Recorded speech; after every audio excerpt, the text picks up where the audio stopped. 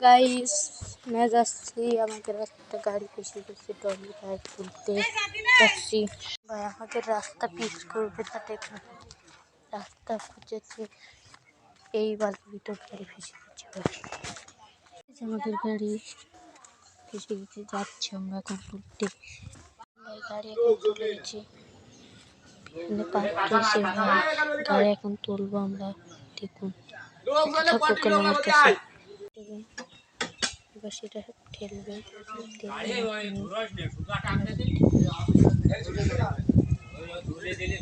আমি আর কথা বলছি না তোমরা দেখতে থাকো